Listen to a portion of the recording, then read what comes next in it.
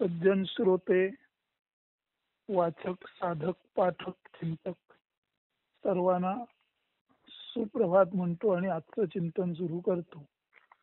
याआधी आपण आत्मोद्धार, त्यानंतर आत्मउद्धाराचा यथार्थ अर्थ आणि त्याच्यानंतर आत्मस्मृती म्हणजे ज्ञान आणि आत्मविस्मृती म्हणजे अज्ञान अशी 3 निरूपणं पाहिली आहेत. आता आत्म्याचे सच्चिदानंद रूप आणि अर्थातच आजच्या निरूपणाचा विषय आहे ज्ञानियांचा राजा भोगतो राणी हो. ज्ञानियांचा राजा भोगतो राणी हो, म्हणजे ज्याला आत्मज्ञान आहे, ज्याला आपण केवळ आणि केवळ शुद्ध चैतन्य आहोत, अन्यथा आपलं रूप, आपला देह, आपलं दृश्य हे सर्व खोटं आहे, तो केवळ विकार आहे, तो केवळ तात्पुरता बदल आहे, ते अशाश्वत आहे, करिता चैतन्य रूप हेच आपलं शाश्वत रूप आहे, अशी ज्याला जाणीव असते त्याला या शाश्वत चैतन्याचंच आत्म म्हणजे आपलेपण म्हणून प्रेम असतं. आत्मा याचा अर्थ आपलेपण. आपण शाश्वत चिरंजीव चैतन्य आहोत या तत्वाबद्दल प्रेम असणं म्हणजेच आत्म्याबद्दल आत्मीयता असणं. म्हणून शाश्वत चैतन्य म्हणून आपण चिरंजीव आहोत अशा अर्थी आत्मप्रेम म्हणजे आत्म्याची स्मृती आणि आत्म्याचं ज्ञान, आणि असं आत्म्याबद्दल न वाटणं म्हणजेच आत्म्याची विस्मृती किंवा आत्म्याबद्दलचं अज्ञान. आता 3 शब्द आहेत, जाणीव, नेणीव आणि राणीव. जाणीव म्हणजे काहीतरी जाणणे, नेणीव म्हणजे न जाणणे, आणि राणीव म्हणजे आपण आपल्या जागी राजे आहोत. आपणच मुंगीपासून ब्रह्मापर्यंत, अणुपासून आकाशापर्यंत, बिंदूपासून सिंधूपर्यंत आपणच चैतन्य रूपाने पसरलेलो आहोत.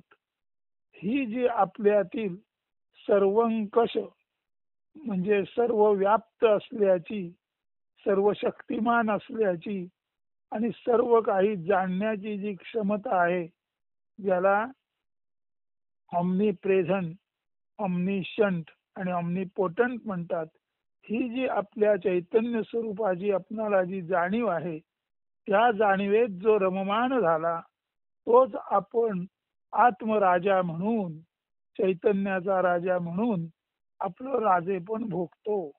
म्हणून ज्ञानेश्वरांसारख्यांबद्दल म्हणतात ज्ञानी यांचा राजा भोगतो राणी हो.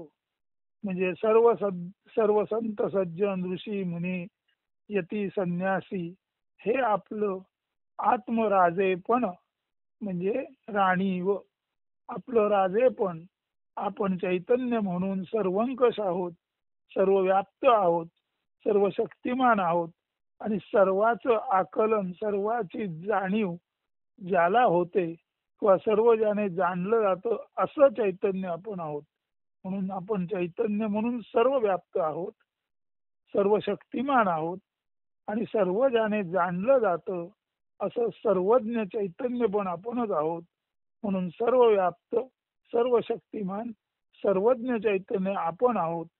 ही धारणा साधू संत संन्यासी आपल्या अतिवाहिक देहामध्ये धरून असतात आणि त्यांचं आपल्या स्थूल देहाकडे, अतिवाहिक देह म्हणजे लिंग देह किंवा सूक्ष्म देह हे आपण काल पाहिलेलं आहे, आणि अतिवाहिक जो देह आहे तो केवळ आणि केवळ चैतन्याचं सतत रूपांतर होणारं, चैतन्याचं अदृश्य दृश्य असं, अव्यक्त व्यक्त असं सतत रूपांतर होणारं जे जगत आहे ते या सूक्ष्म देहामध्ये, या लिंग देहामध्ये किंवा अतिवाहिक देहामध्ये आपणाला जाणवतं.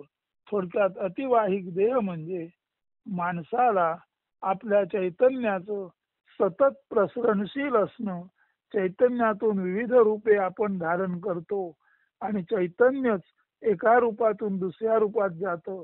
चैतन्यच निर्माण होण्यापूर्वी अव्यक्त असतं आणि चैतन्यच निर्माण झाल्यानंतर व्यक्त होतं. ही जी सर्व जाणीव ज्ञानी माणसांना आपल्या अतिवाहिक म्हणजे लिंग देह किंवा सूक्ष्म देहामध्ये होते, त्यावेळेला ज्ञानी माणूस आपल्या अतिवाहिक म्हणजे अतिसंवेदनशील अति तीव्र गतीने वाहणाऱ्या चैतन्य देहाशी जेव्हा एकरूप होतो, तेव्हा त्याला आपलं सर्वज्ञत्व, आपलं सर्व शक्तिमानत्व आणि आपलं सर्वत्र असणे पण म्हणजे सत्सत्ता, सर्व शक्तिमान म्हणजे चित सत्ता आणि सर्वत्र असणे आणि सर्व शक्तिमान असणे म्हणजे आपण सत आहोत, सर्व शक्तिमान म्हणून चित आहोत. आणि जो सत म्हणजे सतत आहे, जो सतत चैतन्य रूप म्हणून चित आहे, तर सतत असणे आणि सतत चैतन्य रूप असणे याच्यात जे सामावलेलं समाधान आहे त्याला आनंद म्हणतात. म्हणून अतिवाहिक देहामध्ये सर्व संत सज्जन ऋषी मुनी यती संन्यासी रममान असतात. त्यांचा स्थूल देह हा निमित्त मात्र असतो. ते स्थूल देहाला म्हणजे स्वाभाविकच हात पाय आणि रक्त मांस चर्म या बाह्य आकाराला ते मानतच नाहीत. इतरांना जसा असतो तसा तो त्यांना असला तरी त्यांच्या दृष्टीने स्थूल देहाला महत्वच नसते. स्थूल देहाला ते मी असं समजतच नाहीत. तर अतिवाहिक देह ज्याच्यामध्ये अर्थातच अहंकारयुक्त बुद्धी एक, चित्तयुक्त मन दोन, पंच ज्ञानेंद्रिय मिळवली की 2 नी 5 7 झाली, पंचकर्मेंद्रिय मिळाली की तीच 7 नी 5 12 झाली आणि पंचप्राण मिळाले की 12 आणि 5 17. म्हणजे अहंकारयुक्त बुद्धी, चित्तयुक्त मन, 5 ज्ञानेंद्रिये, 5 कर्मेंद्रिये आणि पंचप्राण याने बनलेला हा जो अतिवाहिक चैतन्य रूप देह आहे तो आणि तोच आपण आहोत. म्हणून चैतन्य हाच देह आणि देह हेच चैतन्य आणि चैतन्य हाच देह आणि देह हेच चैतन्य म्हणजेच चैतन्य हाच खऱ्या अर्थाने आत्मदेह, ज्याच्यावर अत्यंत आपलेपणाने प्रेम करावं असं केवळ आणि केवळ आपण चैतन्य आहोत ही जाणीव अतिवाहिक देहामध्ये घेत सर्व संत सज्जन ऋषी मुनी मग्न असतात. त्यांना स्थूल देह असून सुद्धा स्थूल देहाचा त्यांना विसरच पडलेला असतो. अशी माणसं आपल्या या अतिवाहिक देहामध्ये स्वाभाविकपणे नथिंग टू एव्हरीथिंग म्हणजे काही नसणेपणी आपणच होतो आणि सर्व असणेपणी आपणच आहोत हे जाणतात. आणि या जाणीवेतूनच कृष्णमूर्ती म्हणालेले आहेत, एव्हरीथिंग कम्स फ्रॉम नथिंग. म्हणजे माणूस आला आणि जाणीवा आणि जाणीवेचं शास्त्र सुरू झालं. परंतु जाणीवा नेणीवा पूर्वीपासून जरी असल्या तरी अतिवाहिक देह आल्यानंतर जाणणे न जाणणे, व्यक्त अव्यक्त ह्याची मांडणी करता येऊ लागली. म्हणून हा अतिवाहिक देह आणि स्थूल देह ही मांडणी नुसत्या चैतन्याला सत असणेपणा जाणवल्यानंतर त्याच्यामध्ये चित म्हणजे चिदाभास चैतन्याचा आभास निर्माण झाल्यानंतर त्याच चैतन्यातून बहुश्याम बहुत व्हावे असा संकल्प निर्माण झाला. त्याच्यातून अतिवाहिक म्हणजे सूक्ष्म देह किंवा लिंग देह निर्माण झाला आणि त्याच्या भोवती स्थूल देह आहे ही मांडणी आपण काल पाहिली. परंतु सूक्ष्म देह, लिंग देह किंवा अतिवाहिक देह म्हणजे चैतन्य रूपी आत्मरूपी खरं चैतन्याचं निवासस्थान. म्हणून आत्मा हेच आपलं निवासस्थान आहे आणि आत्म्यामध्ये निवास करणारा जो आहे तो आत्माच आहे. म्हणून आत्मा आत्म्याच्या निवासस्थानात आत्मीयतेने म्हणजे आपलेपणाने राहतो. म्हणून सर्व संत साधू मंडळी, सर्व ज्ञानी ऋषी मुनी योगी संन्यासी हे आत्म्याच्या निवासस्थानी आत्मप्रेमाने आत्मा म्हणूनच राहतात. ते आपणाला केवळ आणि केवळ इमॉर्टल एनर्जी अमर्त्य चेतना म्हणून समजतात आणि अशा त्या अमर्त्य चेतनेत रममाण झालेला सदा सर्व काळ असतोच असतो त्याला सत म्हणतात. सदा सर्व काळ असल्यामुळे आपणाला आपल्यातील चैतन्याची प्रखर जाणीव होते. म्हणून सदा असणे पण जाणवणं म्हणजे सत, ते असणे पण चैतन्य रूपान जाणवणं म्हणजे चित आणि असणे पण आणि चैतन्य रूप सतत जाणवणं याच्यातून निर्माण होणारी अनुभूती म्हणजे आनंद. म्हणून सच्चिदानंद स्वरूप हे आत्म्याचं स्वरूप आहे आणि खऱ्या अर्थाने ते आपल्या अतिवाहिक स्थूल देह किंवा लिंग देहाचं स्वरूप आहे. तर आता पुढे, तर सर्व ऋषी मुनी संन्यासी आपल्या या अतिवाहिक देहामध्ये रममाण असल्यामुळे ते सर्वत्र आपणच आहोत. सर्वत्र आपलीच सत्ता आहे. बिंदूपासून सिंधूपर्यंत आपणच आहोत. अणुपासून आकाशापर्यंत आपणच आहोत हे ते अनुभवतात. याच जाणीवेतून आनंदाचे डोही आनंद तरंग, आनंदाचे अंग आनंदाचे हे तुकाराम जाणतात. याच जाणीवेतून ज्ञानी यांचा राजा भोगतो राणीव. ज्ञानी यांचा राजा म्हणजे ज्ञानेश्वर. आपलं आत्मराजपण म्हणजे आपल्या आत्म्याची श्रेष्ठ असणे पण, आपल्या आत्म्याचं राजेपण, आपल्या आत्म्याचं प्रभुत्व जाणतात. म्हणून आत्माच आत्म्याला आत्मरूपाने जाणतो. अशी जेव्हा जेव्हा स्थिती असते, आणि ही स्थिती सर्वसाधारणपणे योगी यती मुनी संन्यासी साधू संत यांची असते. तर असे हे सर्व साधू संत संन्यासी ज्ञानी यांचा राजा भोगतो राणीव. म्हणजे आत्मज्ञानामुळे आत्मज्ञानाचे हे राजे आपलं आत्मज्ञान रूपी राजे पण भोगतात. राणीव म्हणजे राजे पण. आत्मज्ञान रूपी राजे पण भोगणारे सर्व संत हे ज्ञानी यांचा राजा भोगतो राणीव असे असतात. आणि जे आत्मज्ञान रूपी राजे पण भोगू शकत नाहीत, ते ज्यांना करू शकत नाहीत, ते तुमच्या आमच्या सारखे जीव फक्त जाणीव आणि नेणीव, कळणं आणि न कळणं यामध्ये अडकून असतात. पण तू कळणं आणि न कळणं याच्या पलीकडे शुद्ध असणं, शुद्ध चेतना आणि शुद्ध आनंद हे सच्चिदानंद आत्म्याचं रूप जे जाणतात ते स्वतः आत्माच असतात. ते आत्मा म्हणून आत्म्यामध्येच ते स्वतःमध्येच राहतात. आणि ते आत्मा म्हणून आत्म्यामध्ये म्हणजे स्वतःमध्ये राहूनच आत्मसुख म्हणजे स्वतःचं सुख भोगतात. यालाच म्हणतात ज्ञानी यांचा राजा भोगतो राणीव. आणि याला सच्चित आनंदाचं स्वरूप म्हणतात. आता पुढे हे जर असं आहे, तर मग या साधू संत संन्यासांचं हे त्यांना हे ज्ञान झाल्यानंतर पुढे होतं काय, आणि तुमचं आमचं काय होतं. आता बघा, जाणीव नेणीव हे ज्ञान शास्त्रज्ञानही असतं, आणि जाणीव नेणीव हे ज्ञान संतांनाही असतं. परंतु जाणीव नेणीवेच्या पुढचं जे राणीव आपलंच आपलेपणाशी असलेलं राजेपण, हे ज्ञान फक्त संत साधू संन्यासांजवळ असतं.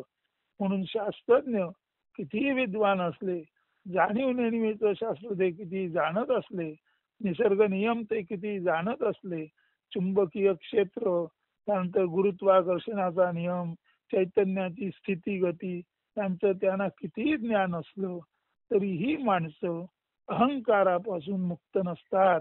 आपल्या ज्ञानाचा वापर ते अनेक गोष्टी घडवण्यासाठी करतात. आणि त्यातूनच आपल्या शास्त्रज्ञानाने ते त्या शास्त्रज्ञानाच्या आधारे शस्त्रे बनवतात.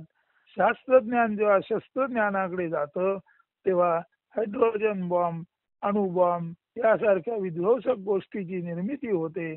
आणि शेवटी शास्त्रज्ञान असलेले शस्त्रज्ञान असलेले लोक शेवटी जगाच्या विनाशाला कारणीभूत होतात. कारण त्यांचा व्यक्तिगत अहंकार म्हणजे त्यांची पर्सनल आयडेंटिटी, ते स्वतःला मी म्हणून अतिशय मोठे समजतात. आणि अतिशय मोठे याचा अर्थ मीच आहे बाकी काही नाही असं तेही समजतात. साधू संत सुद्धा तेच समजतात. पण साधू संत म्हणतात मी म्हणजे सर्व आणि सर्व म्हणजे मी. आणि शास्त्रज्ञ आणि तथाकथित विद्वान बुद्धिमान समजतात मी म्हणजे सर्व, मी सोडून काही नाही. आता मी म्हणजे सर्व, मी सोडून काही नाही असं म्हटल्यानंतर जो आय आहे तो वी यू यू ही शी इट दे या सर्वांना कसपटा समान समजतो. म्हणून आय म्हणजे आयडेंटिटीतला आय, पुढच्या विस्ताराला वी आम्ही, यू तू, यू तुम्ही, ही शी इट तो ती ते, आणि दे म्हणजे सर्व. म्हणजे आयडेंटिटीत राहणारा माणूस इन्फिनिट पर्यंत जो विस्तार असतो तो मानतच नाही. परंतु साधू संत हे इन्फिनिट मध्ये राहतात. म्हणजे सर्व काही आपणच आहोत. सर्व आपल्यातूनच जन्माला येते, सर्व आपल्यातच जन्मते, सर्व आपल्यातच स्थित असते, सर्व आपल्यातच लय पावते. म्हणून उत्पत्ती म्हणजे सृजन, स्थिती आणि संवर्धन म्हणजे विष्णू, आणि शंकर म्हणजे लय. म्हणून उत्पत्ती, स्थिती आणि लय ही ब्रह्मा विष्णू महेश या तीनही स्थिती ज्या आधिवाहिक आहेत.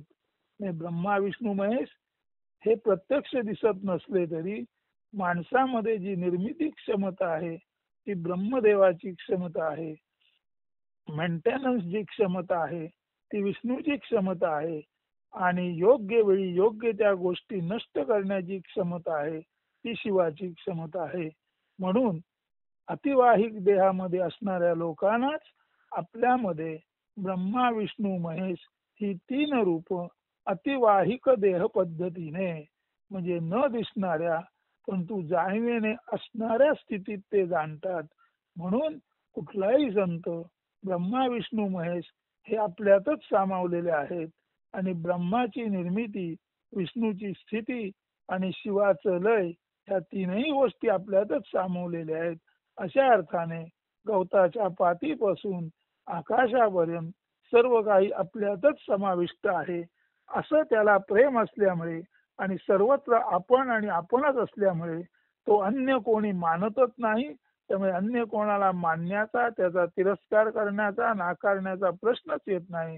त्यामुळे साधू संत संन्यासी जे जसं आहे ते तसं आत्मवत स्वीकारतात.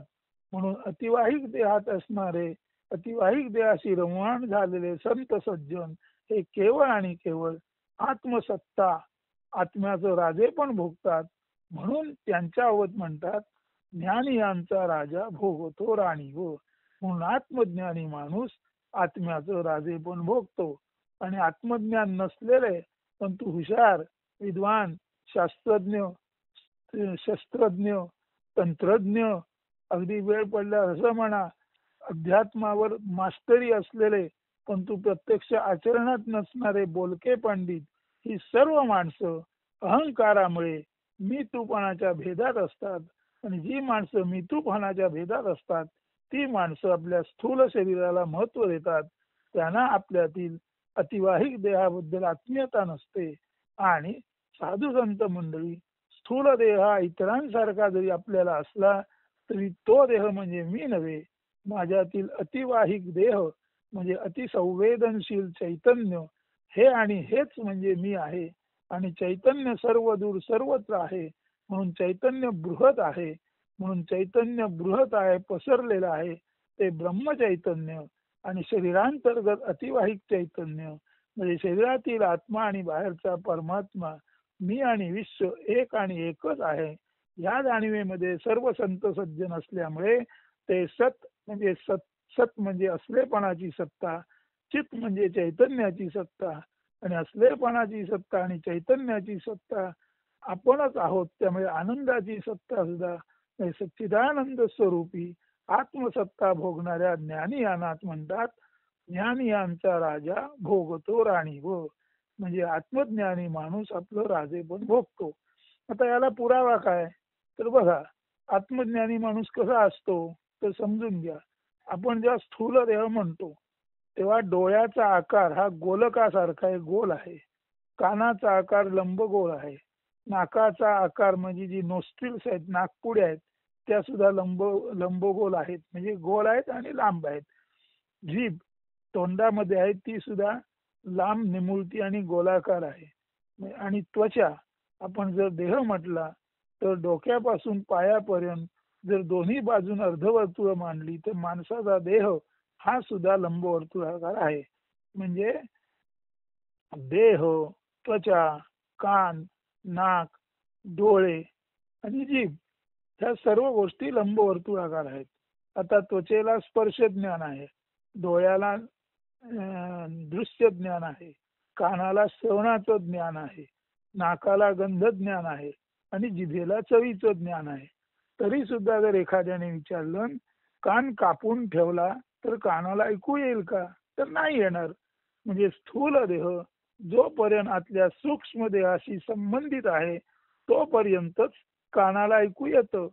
म्हणून कान हे जरी एका पोकळीसारखं असेल आणि त्या पोकळीतून आत बाहेर श्रवण होत असेल, डोळा हे जरी गोलाकार असेल आणि त्याच्या डोळ्याच्या पडद्यावर चित्र उमटत असतील नसतील, नाकामध्ये गंध येत असेल नसेल, त्वचेला स्पर्श जाणवत असेल नसेल, जिव्हेला चव जाणवत असेल नसेल, परंतु ही जी ज्ञानेंद्रिय आहेत ती फक्त स्पर्श गंध रुची दर्शन श्रवण या ज्ञानांची वहन करणारे मार्ग आहेत.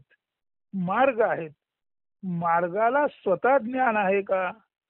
कान हे जरी श्रवणेंद्रिय असलं तरी त्या श्रवणेंद्रियाला श्रवण ज्याने शक्य होतं असं मूळ श्रवणाचं ठिकाण आहे ते आत्मा आहे. जिभेला चव ज्याने शक्य होते असं मूळ ठिकाण आहे ते आत्मा आहे. त्वचेला स्पर्श होतो हे स्पर्श ज्ञान सुद्धा मूळ आत्म्यातून येतं. जिभेला चव येते हे चवीचं ज्ञान सुद्धा आत्म्यामधून येतं. कानाला ऐकू येतं हे श्रवण सुद्धा आत्म्यातून येतं. म्हणजे जरीही सर्व इंद्रिय असली, ज्ञानेंद्रिय कर्मेंद्रिय, तरी त्यांच्या त्यांच्या क्षमता प्रधान ज्या होतात त्या अतिवाहिक देहातून म्हणजे आपल्या आत्मचैतन्य रूपी अतिसंवेदनशील देहातून म्हणजे सूक्ष्म किंवा लिंग देहातून होतात. म्हणून कान हे जरी श्रवण करण्याचे साधन असले तरी श्रवणाचं मुख्य इंद्रिय आहे आत्मा, चवीचं मुख्य इंद्रिय आहे आत्मा, डोळ्याचं मुख्य इंद्रिय आहे आत्मा.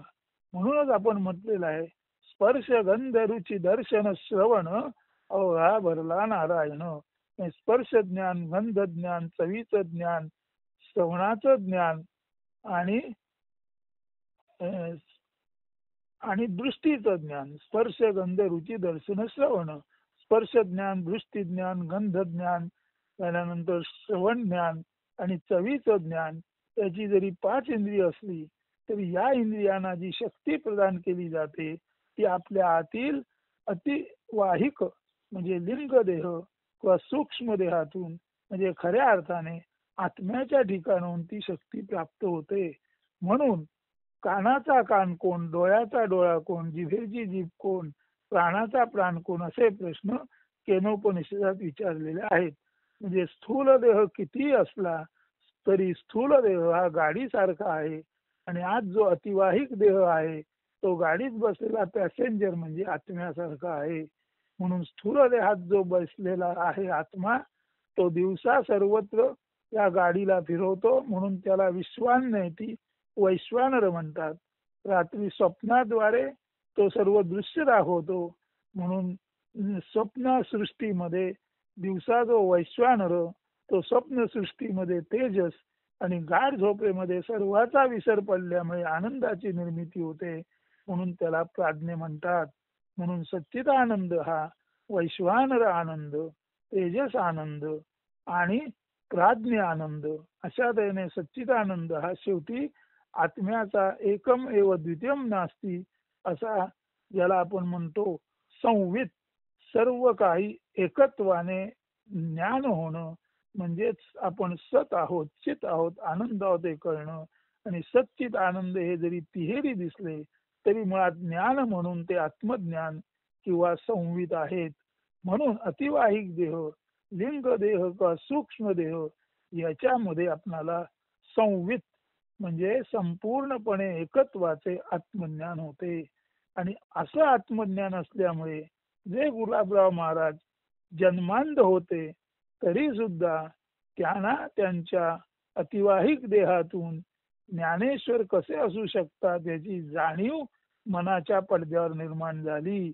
आणि डोळे नसताना सुद्धा मनाच्या पडद्यावर त्यांना जे चित्र दिसलं तेच चित्र आज ज्ञानेश्वरांचं चित्र म्हणून जगन्मान्य झालेलं आहे. म्हणजे डोळे नसताना सुद्धा आत्मा तुम्हाला सर्व दृश्य कसं असू शकतं हे दाखवू शकतो. अशा अर्थाने आत्म्याला हात पाय कान नाक डोळे नसले तरी सुद्धा आत्मा काही नसताना सर्व असतो. आत्मा काही नसताना म्हणजे नथिंग आणि आत्मा काही नसून सर्व असतो म्हणजे एव्हरीथिंग. म्हणून एव्हरीथिंग कम्स फ्रॉम नथिंग याचा अर्थ काही नसणेपणातून अव्यक्तातून एव्हरीथिंग म्हणजे व्यक्त येतं. आणि हेच गीतेमध्ये म्हटलेलं आहे, सर्व प्राणी मात्र अव्यक्तात होती, जिवंत असताना ती व्यक्तामध्ये येतात आणि देह टाकल्यानंतर, स्थूल देह टाकल्यानंतर ती अव्यक्तात जातात. म्हणून अव्यक्त व्यक्त व्यक्त, म्हणून अव्यक्त व्यक्त आणि अव्यक्त हा नथिंग, एव्हरीथिंग आणि नथिंग असा प्रवास आहे. एव्हरीथिंग कम्स फ्रॉम नथिंग याचा एवढाच अर्थ आहे. नथिंग म्हणजे जे दाखवता येत नाही पण असतं असं चैतन्य, आणि सर्व काही चैतन्यातून प्रारूप म्हणजे फॉर्म मध्ये आलेलं आहे, आणि गुणामध्ये म्हणजे क्वालिटी मध्ये आलेला आहे. पण तू गुण आणि आकारामध्ये जे येतो, फॉर्म आणि व्हर्च्यू मध्ये जे येतं, ते तात्पुरतं असतं. म्हणून सगुण साकार जग जे टोटल 100% एनर्जीतून आलं, ते केवळ 4% आहे. आणि 4% सगुण साकार जग आणि त्याच्या पायाशी असलेलं 96% निर्गुण निराकार जग असं एकत्र केलं की पूर्ण ब्रह्म म्हणतात. आणि जे येणारं जाणारं असतं ते 4% जे जग आहे त्याला शबल म्हणजे तात्पुरतं ब्रह्म म्हणतात. आणि 100% चेतनेला निर्मल ब्रह्म म्हणतात. ती 100% जी चेतना आहे, निर्मल चेतना आहे, तिच्यामध्ये असणेपणाचा भाव झाला, तिच्यामध्ये चैतन्याचा भाव झाला, त्याच्यातून चित्त आलं, मन आलं. आणि मगाशी म्हटल्याप्रमाणे 17 इंद्रियांच्या त्या संघातातून अतिवाहिक देह आला. तर साधू संत मंडळी केवळ आणि केवळ त्या अतिवाहिक देहामध्ये असल्यामुळे मरणोत्तर त्यांची जी अवस्था होते ती तशी होते. जसा तुकाराम महाराज, त्यांनी स्थूल देह आपला टाकलाच होता, त्यामुळे तुकाराम महाराज जेव्हा निवर्तले तेव्हा लोकांना तुकाराम महाराज सदेह स्वर्गाला गेले असं दिसलं. याचा अर्थ असा, तुकाराम महाराजांचा देह लोकांच्या डोळ्यासमोर होता, परंतु तुकाराम महाराजांना स्वतःला देह नसला, आपल्याला देह नाही, कमी देह नाही माहीत असल्यामुळे तुकाराम महाराजांचा देह लोकांच्या डोळ्यासमोर होता. आणि ते अतिवाहिक पद्धतीने थोडक्यात म्हणजे या जगातून गेले. म्हणजे त्यांचा सूक्ष्म देह सुद्धा त्यांनी विलय केला. तो सूक्ष्म देहाचा त्यांनी विलय केला, तेव्हा ते उजेडी राहिले उजेड होणे, किंवा चैतन्य राहिले चैतन्य होणे असे झाले. परंतु चैतन्यात चैतन्य विसर्जित होताना तुकाराम महाराजांचा देह त्यांच्या भक्त मंडळींना दिसला, कारण त्यांच्या डोळ्यासमोर त्यांचा देह होता. पण तुकाराम महाराजांसमोर केवळ आणि केवळ त्यांचा अतिवाहिक देह म्हणजे आत्मदेहच होता. तसंच कबीराबद्दल झालेलं आहे. कबीराने आपल्या निर्वाणाच्या वेळी शिष्य मंडळीस गुलाबांची पुष्पशय्या कराव्यास सांगितली व ते अंगावर शाल घेऊन तिच्यावर निजले. काही वेळाने लोकांनी शाल उचलली, तो खाली पुष्पशय्येशिवाय काही आढळले नाही. कबीर मुसलमान का हिंदू असा वाद होता, म्हणून कबीराने आपल्या निर्वाण समय अंगावर शाल घेतली आणि सांगितली, मी गेल्यानंतर ती शाल उचलून बघा. तर तिथे कबीराचा देह दिसला नाही, तिथे फुलच दिसली. तसंच तुकाराम सदेह स्वर्गाला दिलेले दिसले. शीख धर्माचे संस्थापक गुरु नानक निवर्तल्यानंतर अंत्यसंस्कार हिंदू धर्माप्रमाणे करावा का मुसलमानी धर्माप्रमाणे करावा, त्याचा शिष्य मंडळीत वाद चालला असता एकाने त्यांच्या मृत शरीरावरील वस्त्र उचलले, तो मृत शरीरच नाहीसे झालेले आढळले. त्यामुळे जाळावे का पुरावे हा वादच मिटला. अशाच अनेक गोष्टी जी साधू संत मंडळी केवळ आणि केवळ आपल्या अतिवाहिक आत्मदेहाशी एकरूप झालेली असतात त्यांच्याबद्दल असतात.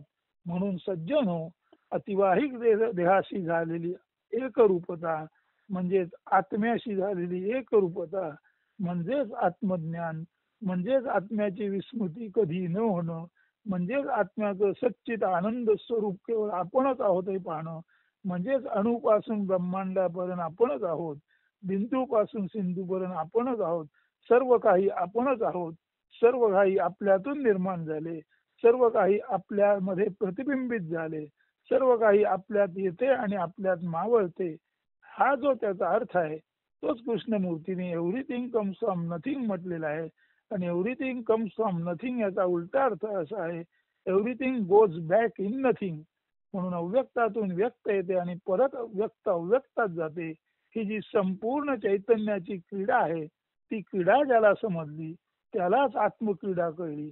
आणि अशा आत्मक्रीडेत दंग असणारे साधू संत सर्व लोक आपल्या अतिवाहिक देहामध्ये रममान असतात. त्या कारणाने ज्ञानियांचा राजा भोगतो राणीव. त्या कारणाने हे आत्मज्ञानी पुरुष स्वतः आत्मा म्हणून, आत्म्याचे राजेपण म्हणून अत्यंत आत्मीयतेने भोगत असतात.